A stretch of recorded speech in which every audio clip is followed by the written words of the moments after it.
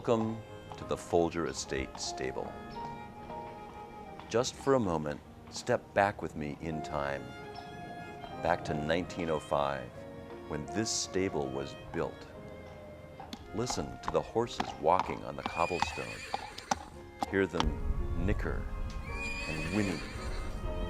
Smell their alfalfa-scented breath, the rich, earthy stink of manure. Feel the sleek coat of a horse's flank, the taut strength of its muscles. These animals, back in 1905, were critical to their owners. They were their trucks, tractors, their sedans and sports cars, and often their family pets. In California in the early 1900s, horse breeding was big business, and Woodside and its neighboring towns had some of the finest stables to house those well-bred horses. That was a time when wealthy San Franciscans built summer residences in the Mid-Peninsula to escape the city fog. Men like Stanford, Crocker, Schilling, who had made fortunes in railroads, mining, and trade, built mansions during what is called the Great Estates period. Our great-grandfather was the first Folger to come to California, and it had a unique story in that he came here when he was 14 years old in 1850 from Nantucket, because there had been a great fire in Nantucket and the gold rush had started, and he came out with two older brothers. When he got off the boat in San Francisco, while many people went to the gold country at the age of 14, he was deemed not old enough to do that, and so he got a job with a man named William Beauvais, who was building a coffee mill. And that's how the Folger family got into the coffee business, while many other families in San Francisco were seeking their way in life with other interests. As it happened, Folger's Coffee had both coffee, tea, and spices, and eventually sold the spices to the Schilling family, which is one of the old San Francisco families. And our great-grandfather had a unfortunately short life, but it was his son, the second James Athern Folger, who bought the property in Woodside and built the buildings that the family enjoyed until the 1950s in Woodside. In 1902, coffee magnate James Folger commissioned the famous architect Arthur Brown Jr. to build such an estate. But first, he erected the stable, the Folger Estate Stable. In those days, horses were the backbone of labor and travel, so a stable was a must for a project like the Folger Estate. It was needed too for the family's purebred pleasure horses, for racing, carriage driving, riding to the hounds, keeping up with the neighbors. They would hitch a horse up to one of the smaller gigs, and we would ride along with them along Woodside Road and down Trip Road. Horses were the name of the game. Woodside was unique in that it was a long ways from the railroad. From the railroad station up to these large estates, it was dependent upon horse-drawn vehicles. The kids maybe even rode on ponies. The Folger Estate Stable was built using redwood from the property itself. James Folger had created a sawmill on the site, powered by the waters of nearby Alembeek Creek.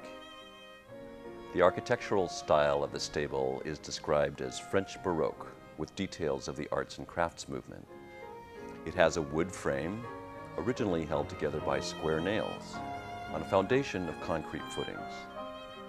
The main adornment is found in the arched portico, the corbels under the eaves, the paneled soffits, and the balcony on the side. It was built with a hip roof that contained dormers, chimneys, ventilating towers, and skylights. Very clever designs that brought in extra light and fresh air. The side wing of the building may have been an area for the blacksmith, an important fellow in those days.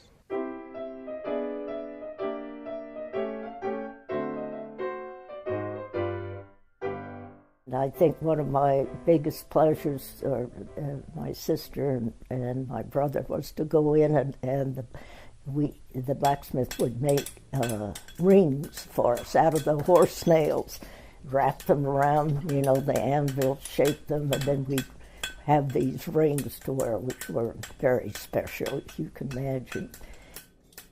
There were originally more than a dozen stalls, a carriage room, tack rooms, living quarters, and a hayloft above. To feed the horses, flakes of hay were dropped through the neatly crafted semicircular hay drops above each stall. I have a lot of fond memories of being around this building in my childhood. I would ride the horses down from the house up above most summer days and ride down by the barn and see everybody grooming their horses and the farriers, and then I'd keep on going and go down to the arena down below where I would ride and a lot of my father's cow ponies and quote unquote teach them how to jump. So it was a lot of fun. That was one of my fondest memories. My family came to the Folger estate back in 1920 when I was just a little toddler. And my father had the job, he was a caretaker for the whole 1,700 acres, not just the barn here. My earliest memories were, I guess, playing up here in the barn. Oh, we climbed up the stairs and up in the rafters, jumped in the hay. At the stable, hay was loaded into the second story from the bank behind the barn, which is why Folger Stable is referred to as a bank barn. And that brings us to the stone walls. These lovely moss-covered stone walls were built stone by Chinese laborers brought in by the former landowner. They are dry stack walls. That is, they have no mortar to hold them together. And yet they were so carefully designed and balanced that they have endured through rainstorm and earthquake for well over a century. The previous owner had called this property Mountain Home Ranch and had raised grapes on the land, not for wine, but for raisins, which he then exported to China. A remnant of that enterprise was unearthed during the renovation. Small gauge railroad tracks, probably used for carts full of grapes. In the carriage area, during excavation about a foot below the existing floor slab, we found a railroad track system, a small gauge railroad track that had probably been used for carts and agricultural purposes. We also found straw in the ceiling between the rooms and the hayloft above, which was installed for insulation. Also, part of the display in the exhibit hall is the original electrical panel, which was relocated, and it shows the exposed copper mounted on marble, and we've installed it so you can see both sides, the front and the back. We've also retained a section of knob and tube wiring, which was the normal way to wire a building at that time, in the early 1900s. The redwood forests behind the Folger estate eventually grew back from the logging of the 1800s.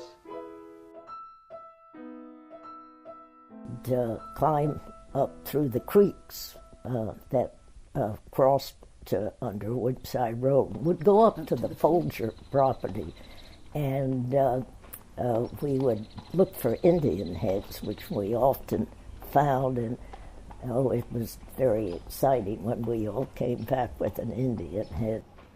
We saw a lot of mountain lions all the time when you were riding, especially up in the redwoods when above the Folger, when you started to go up near the skyline. There was plenty of life in these hills before the stable was built.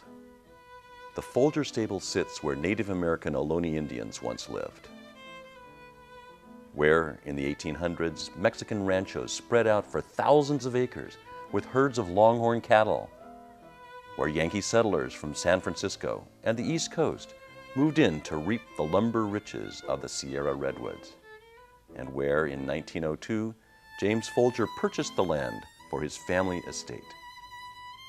There's that whole area of some decades of some probably beautiful stables there that have long since burned down or been torn down. And we're fortunate to have the Folger stable. Let's fast forward to today. While the Folger mansion is in private hands, the Folger stable sits on 900 acres of land that belongs to the public. Back in 1974, Martin Wunderlich generously donated this land to the county to be used as a park. It included the carriage house, the dairy house, the blacksmith's barn, the old stone walls, and, of course, the main stable. Here, public horse boarding continues the long tradition of horses in Woodside. Here, too, thanks to the efforts of local volunteers, the County of San Mateo, and the generosity of hundreds of residents, the Folger stable has been brought back from the brink of decay to house horses and serve as a showplace for restored carriages, old farm implements, and other reminders of our past. What was fun about working on the Folger project, especially at my stage of my career, was that it was like having a delicious dessert. It's rare that you get a chance to work on such a magnificent building as the Folger building. I feel that the craftsmen on this restoration project, particularly the carpenters, were every bit as skilled as the early day craftsmen that worked on this building.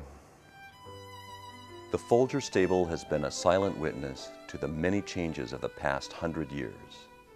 From the entrepreneurs who made fortunes during the gold rush in the 1800s to today's tech titans of Silicon Valley. Now it opens its doors to you, to witness the past merging with the present, bound together by horses and their Folger stable.